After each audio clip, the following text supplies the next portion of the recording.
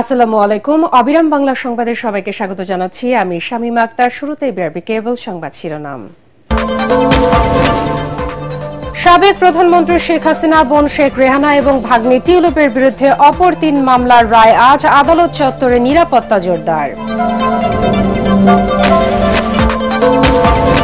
কথা বলেছেন খালেদা জিয়া, দেয়া হচ্ছে তরল খাবার। শঙ্কা কাটেনি জানালেন রিজভী। তারেক রহমান ফিরতে চাইলে দেয়া হবে ট্রাভেল পাস, পররাষ্ট্র উপদেষ্টা।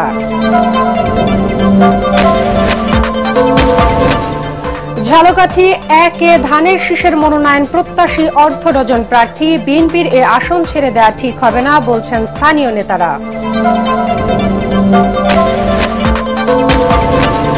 এবং জনগণের নেতা পালায় না আর বিদেশে বসে দলের নেতৃত্ব হয় না। যশোরে নির্বাচনী প্রচারণায় আওয়ামী লীগ বিএনপির সমালোচনায় জামাত।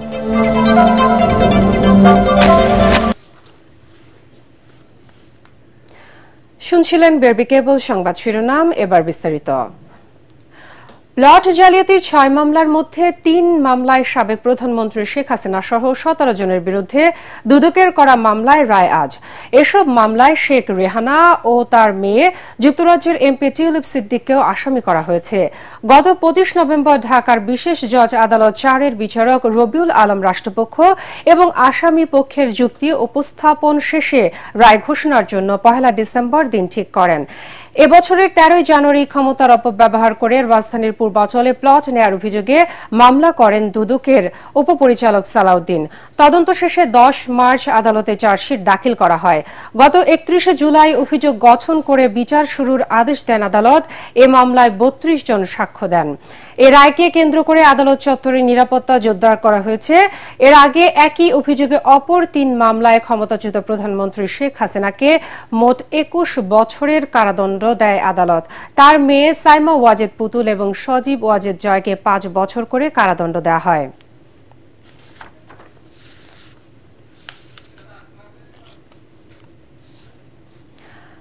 বিডিআর হত্যাকাণ্ডে দলগতভাবে আওয়ামী লীগ জড়িত ছিল এবং এতে মূল সমন্বয়কারী ছিল ব্যারিস্টার শেখ ফজলে নূর তাপস।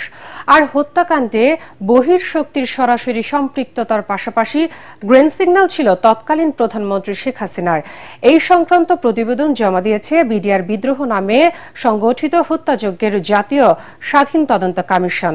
রাষ্ট্রীয় অতিথি ভবন যমুনায় কমিশন প্রধান অবসরপ্রাপ্ত মেজর জেনারেল আ.ল.ম ফজলুর রহমান এবং অন্যান্য সদস্যরা প্রধান উপদেষ্টা ডক্টর মোহাম্মদ ইউনূসের কাছে প্রতিবেদন জমা দেয়। এ সময় প্রধান উপদেষ্টা বলেন, ইতিহাসের এই ভয়াবহতম ঘটনা নিয়ে জাতির অনেক প্রশ্ন ছিল। এই রিপোর্টের মাধ্যমে সেসব প্রশ্নের অবসান ঘটবে। প্রতিবেদনে শিক্ষণীয় বহু বিষয় এসেছে যা জাতির জন্য মূল্যবান সম্পদ হয়ে থাকবে বলে উল্লেখ করেন ডক্টর ইউনূস।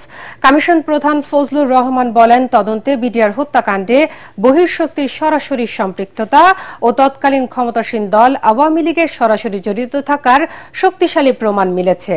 এ সময় কমিশনের ফাইন্ডিং সম্পর্কে জাহাঙ্গীর কবির তালুকদার বলেন, পুরো ঘটনাটি সংগঠিত করার ক্ষেত্রে তৎকালীন প্রধানমন্ত্রী শেখ হাসিনার গ্রিন সিগন্যাল বাস্তবায়ন করে শেখ ফজলে নূর তাপস।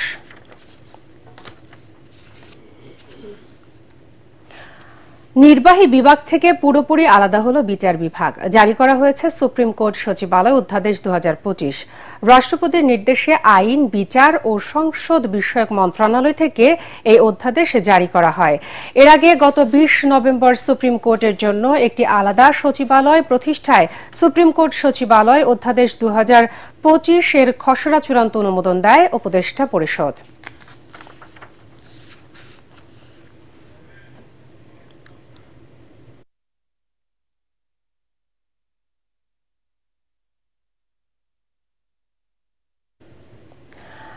তিনবারের সাবেক প্রধানমন্ত্রী ও বিএনপি চেয়ারপারসন বেগম খালেদা জিয়ার শারীরিক অবস্থা স্থিতিশীল হলেও শঙ্কা কাটেনি বলে জানিয়েছেন দলের সিনিয়র যুগ্ম মহাসচিব রুহুল কবির রিজভী। তার শরীর ওষুধ গ্রহণ করছে এবং তিনি মুখে তরল খাবার খেতে পারছেন বলেও জানান তিনি। এদিকে বিএনপির ভারপ্রাপ্ত চেয়ারম্যান তারেক রহমান লন্ডন থেকে ফিরতে চাইলে তাকে একদিনের ট্রাভেল পাস দেওয়ার কথা জানিয়েছেন পররাষ্ট্র উপদেষ্টা তৌহিদ হোসেন। এমদাদুল্লাহ বাবুর রিপোর্ট। রাজধানীর এভার কেয়ার হাসপাতালের সিসিইউতে চিকিৎসা চলছে বিএনপি চেয়ারপারসন বেগম খালেদা জিয়ার। প্রায় এক সপ্তাহ ধরে এখানেই তার চিকিৎসায় দেশ বিদেশের চিকিৎসকরা নিরলস চেষ্টা চালাচ্ছেন। গণতান্ত্রিক অগ্রযাত্রার আন্দোলনে আপোষহীন এই নেত্রী যখন হাসপাতালের বেডে শয্যাশায়ী, তখন বাইরে তার সুস্থতার কামনায় উদ্বিগ্ন দলটির নেতাকর্মীরা। নফল নামাজ আদায়, কেউ প্রিয় নেত্রীর ফিরে আসার প্রার্থনায় চোখের অশ্রু ঝরিয়ে, আবার কেউ নিজের অঙ্গদান করার ঘোষণা দিয়ে অপেক্ষা করছেন হাসপাতালের বাইরে। আমার দেহে যত অঙ্গ লাগে তাকে দেওয়ার জন্য যদি ডাক্তার সাহেব নিয়ে যা, আমি সেটা দিতে প্রস্তুত। আমাদের দেশনেত্রীর জন্য আমি হাত ধরে জোর করে বলছি, আপনারা সবাই আমাদের দেশনেত্রীর জন্য দোয়া করবেন। তবে রোববার প্রায় 4 দিন পর কথা বলেছেন বেগম খালেদা জিয়া। ছোট ছেলে আরাফাত রহমান কোকোর স্ত্রী শামিলা রহমানের কাছ থেকে পানি চেয়ে খান তিনি। এরপর থেকে তাকে অল্প অল্প করে তরল খাবার দেওয়ার চেষ্টা করছেন চিকিৎসকরা। বিএনপির কেন্দ্রীয় কার্যালয়ে সংবাদ সম্মেলনে সিনিয়র যুগ্ম মহাসচিব রুহুল কবির রিজভী জানান, খালেদা জিয়ার শারীরিক অবস্থা অপরিবর্তিত। বিএনপি চেয়ারপারসনের অসুস্থতার কারণে বিজয় দিবসের সব কর্মসূচি স্থগিতের কথাও জানান রিজভী। তার চিকিৎসকদের কাছ থেকেই আমি শুনেছি যে তার শারীরিক অবস্থা অপরিবর্তিত রয়েছে। দেশনেত্রী বেগম খালেদা জিয়ার শারীরিক অবস্থার কারণে আমরা এই কর্মসূচি স্থগিত রেখেছি। আপনারা কাছে আবেদন, আপনারাও আল্লাহর কাছে দোয়া করবেন। এছাড়া খালেদা জিয়ার দ্রুত সুস্থতার জন্য রাজধানীর বিভিন্ন স্থানে দোয়া মাহফিলের আয়োজন করেন দলটির নেতাকর্মীরা। গুলশান সোসাইটি মসজিদে দোয়ার আয়োজন করে আমরা বিএনপি পরিবার, আর নয়াপল্টনে দোয়া মাহফিলের আয়োজন করে ঢাকা মহানগর দক্ষিণ বিএনপি। যাকে আজকে আমাদের খুব প্রয়োজন ছিল, অত্যন্ত বেশি রকম প্রয়োজন জাতির জন্য। তার প্রমাণ দেখেন, এই দেশের সমস্ত লোকজন, নেতৃস্থানীয় সকল ধর্মের, হিন্দু, মুসলিম, বৌদ্ধ, খ্রিস্টান সকলে মিলে আজকে তার জন্য দোয়া করছে।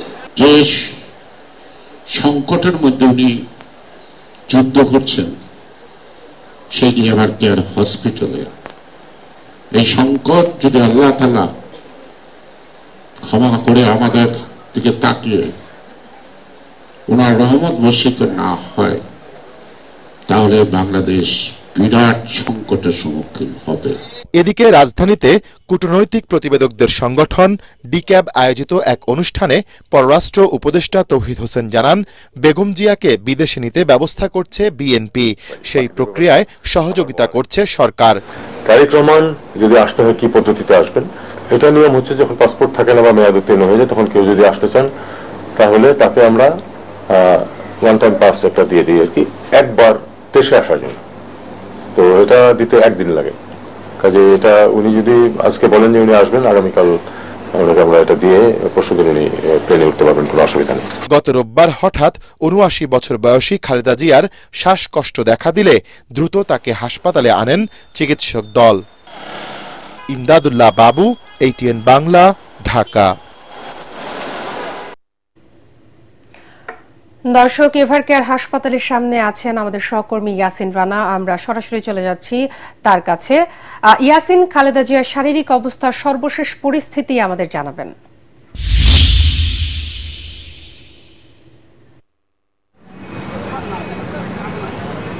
ধন্যবাদ আপনাকে। আপনি জানেন যে রাজধানীর এভার কেয়ার হসপিটালে গত 7 দিন ধরে বেগম খালেদা জিয়া এবং সাবেক প্রধানমন্ত্রী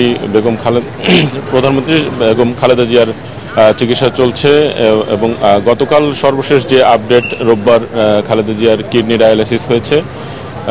এরপরে স্বাভাবিকভাবে এখন পর্যন্ত তিনি স্বাভাবিক যে খাবার গ্রহণ করা সেটি এখন পর্যন্ত তিনি গ্রহণ করতে পারছেন না। তবে চিকিৎসকরা আমাদেরকে জানিয়েছেন শারীরিকভাবে কিছুটা উন্নতি হয়েছে। তিনি কথাবার্তা বলার সময় উনি সাড়া দিচ্ছেন এবং শরীর কিছুটা নাড়াচাড়া করতে পারছেন।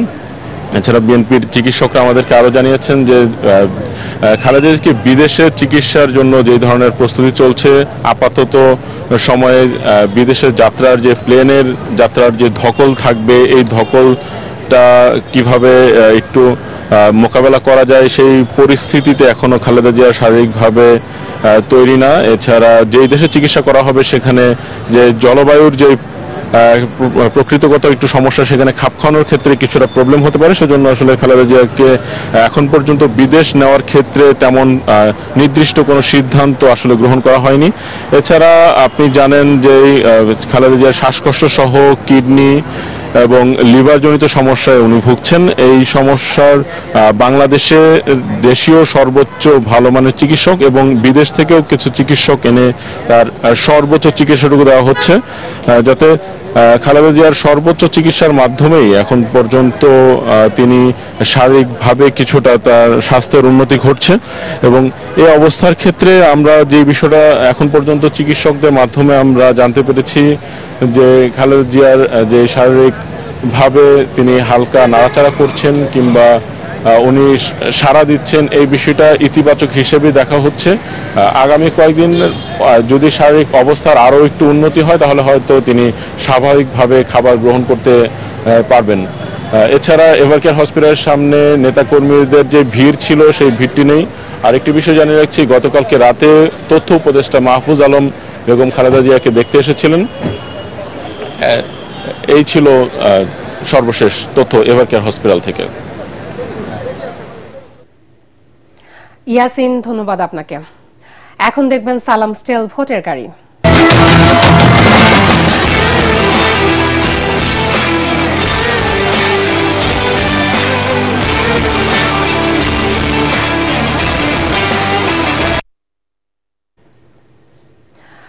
রাজাপুর কাঠালিয়া নিয়ে গঠিত ঝালকাঠি এক আসনে এখনো চূড়ান্ত হয়নি বিএনপির প্রার্থী। এই আসনে কে পাবে মনোনয়ন, এমন প্রশ্ন এখন দলীয় নেতাকর্মী এবং এলাকাবাসীর মুখে মুখে। এরই মধ্যে একাধিক মনোনয়ন প্রত্যাশী শুরু করেছেন প্রচারণা। ঝালকাঠি প্রতিনিধি HM নাসির উদ্দিনের পাঠানো রিপোর্ট জানাচ্ছেন আসিফুর রহমান সাগর। রাজাপুর কাঠালিয়া উপজেলা নিয়ে গঠিত ঝালকাঠি এক আসনে স্বাধীনতার পর থেকে সবগুলো নির্বাচনে বাংলাদেশ জাতীয়তাবাদী দল বিএনপি তাদের দলীয় প্রার্থী দিলেও এবার এখনো কোনো প্রার্থীর নাম ঘোষণা করা হয়নি। এ নিয়ে এলাকাবাসীর মাঝেও প্রচন্ড আগ্রহ কে হচ্ছেন বিএনপির প্রার্থী, নাকি এ আসন শরিকদের ছেড়ে দেওয়া হবে, এ নিয়েও চলছে জল্পনা। 1973, 2008 ও পরে 18 ও 24-এর বিতর্কিত নির্বাচনে আওয়ামী লীগের দখলে ছিল এ আসন।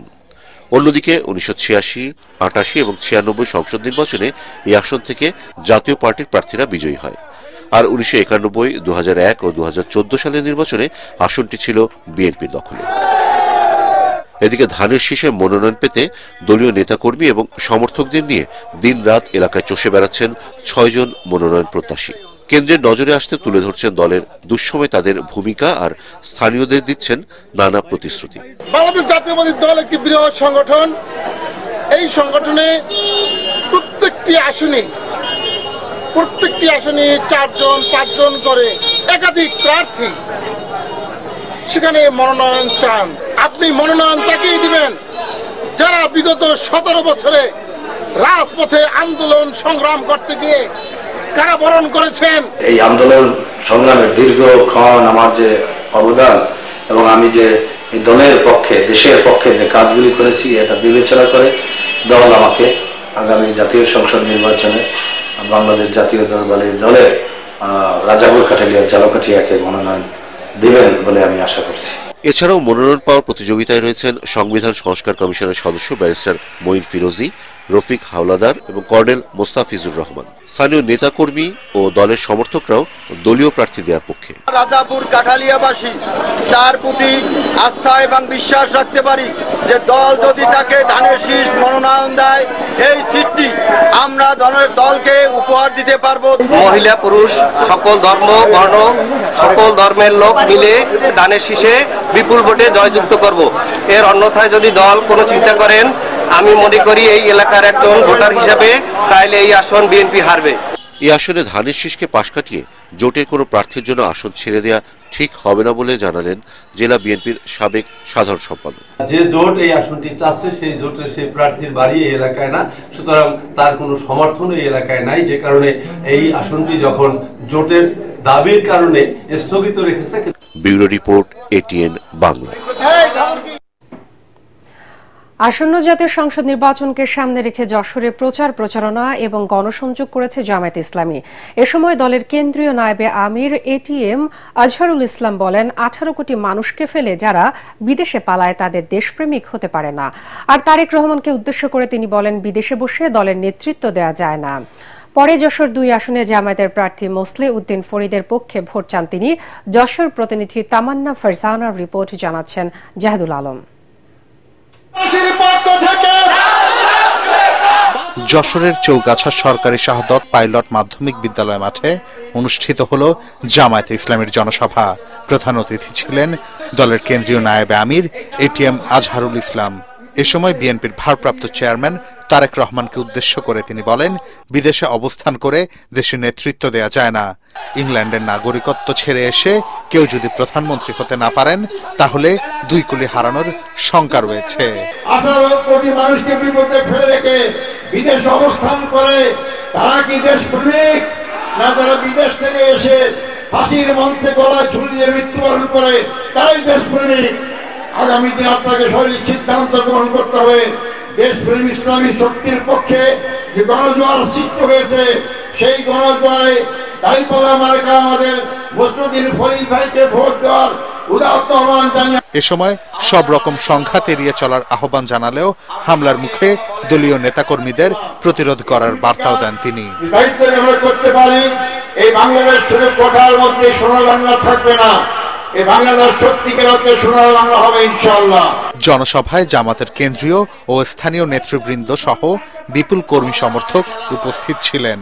বাংলাদেশের মানুষ আর কোন চাঁদাবাজিকে দেখতে চায় না, বাংলাদেশের মানুষ আর কোন টেন্ডারবাজ দেখতে চায় না, বাংলাদেশের মানুষ আর একটি ফ্যাসিস্ট সরকার দেখতে চায় না। রাষ্ট্র ক্ষমতায় আসলে দুর্নীতি দমন, নারী ও সংখ্যালঘু নিরাপত্তা নিশ্চিত করা সহ দেশে ইতিবাচক পরিবর্তন আনবে জামাত, এমনটাই বলেন বক্তারা। সবার জন্য সমান আইন দিয়ে, শিক্ষা খাতকে অনেক বেশি অগ্রাধিকার দিয়ে, স্বাস্থ্য খাতকে অনেক বেশি অগ্রাধিকার দিয়ে সবাই মিলেমিশে আমরা একটা সুখী সমৃদ্ধ বাংলাদেশ গড়ে তোলার জন্য কাজ করি। Bureau report, ATN Bangla. এখন দেখবেন সালাম স্টিল ভোটের গাড়ি।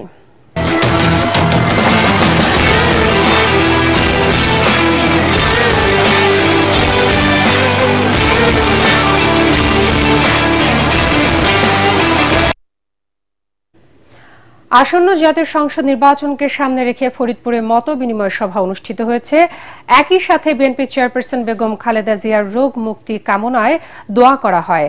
শহরের ময়জউদ্দিন স্কুল মাঠে এ দোয়া এবং মত বিনিময় সভার আয়োজন করে মহানগর যুব দলের সভাপতি এবং সদর উপজেলার সাবেক ভাইস চেয়ারম্যান বেনজির আহমেদ তাবরিজ। অনুষ্ঠানে প্রধান অতিথি ছিলেন ফরিদপুর 3 আসনের বিএনপির মনোনীত প্রার্থী জাতীয়তাবাদী মহিলা দলের কেন্দ্রীয় কমিটির যুগ্ম সাধারণ সম্পাদক চৌধুরী নাওব ইউসুফ।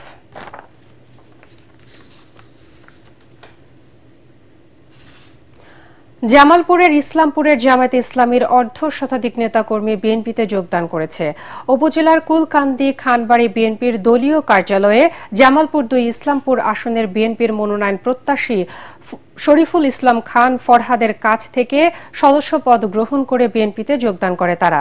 জামায়াত থেকে বিএনপিতে যোগ দেয়া নেতারা বলেন, কুলকান্দি জিগাতলা ওয়ার্ড জামায়াতের সভাপতি এরশাদ খন্দকার, সাধারণ সম্পাদক নাসিম উদ্দিন এবং সহসভাপতি সোনাহার খন্দকার সহ প্রায় অর্ধশতাধিক জামায়াত নেতাকর্মী। এ সময় তারা জানান, জিয়াউর রহমানের আদর্শে অনুপ্রাণিত হয়ে তারা বিএনপির রাজনীতি করতে চান।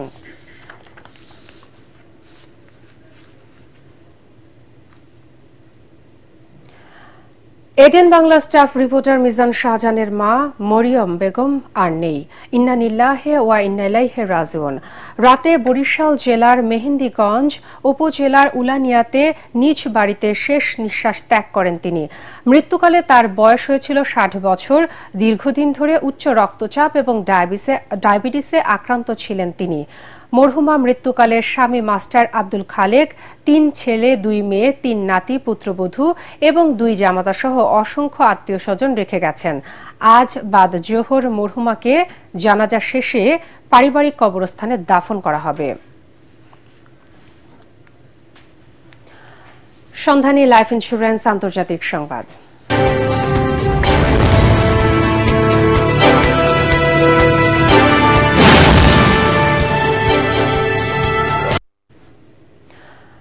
দুর্নীতির মামলা থেকে অব্যাহতি পেতে ইসরায়েলের প্রেসিডেন্ট আইজ্যাক হারজগের কাছে ক্ষমা প্রার্থনা করেছেন প্রধানমন্ত্রী বেনিয়ামিন নেতানিয়াহু।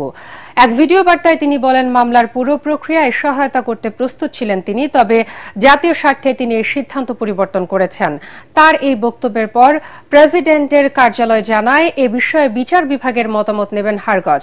5 বছর ধরে ঘুষ, জালিয়াতি এবং ক্ষমতার অপব্যবহারের অভিযোগে একাধিক মামলায় বিচার চলছে ইসরায়েলি প্রধানমন্ত্রীর। যদিও আগে সব অভিযোগ অস্বীকার করেছেন নেতানিয়াহু, দেশটির বিরোধী নেতাদের দাবি ক্ষমা চাইতে হলে আগে দোষ স্বীকার করতে হবে নেতানিয়াহুকে। এবার খেলার খবর।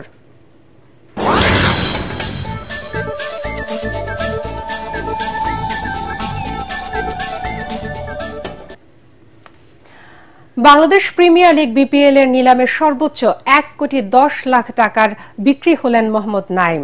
50 লাখ টাকার ক্যাটাগরিতে থাকা নাইমকে দলে ভিড়িয়েছেন চট্টগ্রাম রয়্যালস। অবশেষে মাহমুদুল্লাহকে রংপুর রাইডার্স এবং মুশফিকুর রহিমকে কিনেছেন রাজশাহী ওয়ারিয়র্স। দীর্ঘ 1 যুগ পর প্লেয়ার্স অকশনের মাধ্যমে খেলোয়াড় কিনে নেন বিপিএল এর 6টি ফ্র্যাঞ্চাইজি। পরাকার মানের রিপোর্ট। প্লেয়ার নাম্বার 22, দীর্ঘ 1 যুগ পর আবারও প্লেয়ার্স অকশনের মধ্য দিয়ে শুরু হয় বাংলাদেশ প্রিমিয়ার লিগ বিপিএল এর আনুষ্ঠানিক কার্যক্রম। লটারি ভাগ্য বাদ দিয়ে এবার অর্থের ঝনঝনানি আর কৌশলের মাধ্যমে দল সাজায় বিপিএল এর 6টি ফ্র্যাঞ্চাইজি। বিসিবি সভাপতি এ সময় অনুরোধ করেন ফ্র্যাঞ্চাইজিগুলি যেন স্থানীয় লিগের সঙ্গে নিজেদেরকে সম্পৃক্ত রাখে। মেয়েদের বিপিএল আয়োজনের ঘোষণাও দেন তিনি। যে জেলাগুলোতে আপনারা নাম ক্যারি করছেন সেখানকার ডোমেস্টিক ক্রিকেট, সেখানকার লোকাল ক্রিকেট, সেখানকার মেয়েদের ক্রিকেট, সেখানে ক্রিকেট ফ্যাসিলিটি ডেভেলপমেন্টে আপনারা যদি সেখানে সম্পৃক্ত হন, তাহলে নট অনলি এই বিপিএল এর ফ্র্যাঞ্চাইজি, আপনারা সারা দেশের ক্রিকেটের ডেভেলপমেন্টে আমাদের সাথে থাকবেন। আমরা এই আজকের অনুষ্ঠানে ঘোষণা করতে যাচ্ছি যে অচিরেই আমরা মেয়েদের বিপিএল করতে যাচ্ছি। নিলামের আগেই সরাসরি চুক্তিতে 23 জন ক্রিকেটারকে দল নিয়েছে 6টি ফ্র্যাঞ্চাইজি। নিলামের শুরুতে মোহাম্মদ নাইমের জন্য আগ্রহ দেখায় সিলেট, রংপুর ও নোয়াখালী। 3 দলের লড়াইয়ে চমক দেখিয়ে 1,10,00,000 টাকায় বাহাতি ব্যাটারকে দলে নিয়েছে চট্টগ্রাম রয়্যালস। গত আসরে 511 রান করে সর্বোচ্চ রান সংগ্রাহক ছিলেন 26 বছর বয়সী এই তরুণ। 50 লাখ টাকা from রংপুর। 70 লাখ টাকায় রংপুর রাইডার্স দলে নিয়েছে এই ক্যাটাগরিতে থাকা লিটন দাসকে। জাতীয় দলের টি-20 অধিনায়ক গত আসরে ছিলেন ঢাকা ক্যাপিটালসে। 68 লাখে মোহাম্মদ সাইফুদ্দিনকে নিয়েছে ঢাকা। তাওহিদ হৃদয়কে 92 লাখে দলে নিয়েছে রংপুর রাইডার্স। শামীম হোসেনকে 56 লাখে নিয়েছে ঢাকা ক্যাপিটালস। 65 লাখে ওপেনার পারভেজ হোসেন গিয়েছেন সিলেট টাইটান্সে। রাইজিং স্টার্স এশিয়া কাপের ঝড়তলা ওপেনার হাবিবুর রহমান সোহানকে 50 লাখ টাকায় দলে নিয়েছে নোয়াখালী এক্সপ্রেস। অবশেষে মাহমুদুল্লাহকে রংপুর রাইডার্স ও মুশফিকুর রহিমকে কিনেছে রাজশাহী ওয়ারিয়র্স। এবারের নিলামে মোট 415 জন ক্রিকেটারের নাম ছিল, তার মধ্যে 158 জন স্থানীয় এবং 257 জন বিদেশি। পরাগামান, এটিএন বাংলা। শেষ করার আগে বিআরবি কেবল সংবাদ শিরোনাম আরো একবার। সাবেক প্রধানমন্ত্রী শেখ হাসিনা, বোন শেখ রেহানা এবং ভাগ্নি টিউলিপের বিরুদ্ধে অপর 3 মামলার রায় আজ। আদালত চত্বরে নিরাপত্তা জোরদার।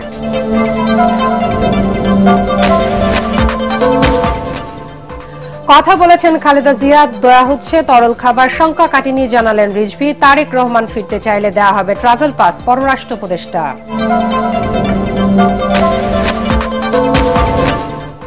ঝালকাঠি 1-এ ধানের শীষের মনোনয়ন প্রত্যাশী অর্ধ ডজন প্রার্থী। বিএনপির এ আসন ছেড়ে দেওয়া ঠিক হবে না বলছে স্থানীয় নেতারা।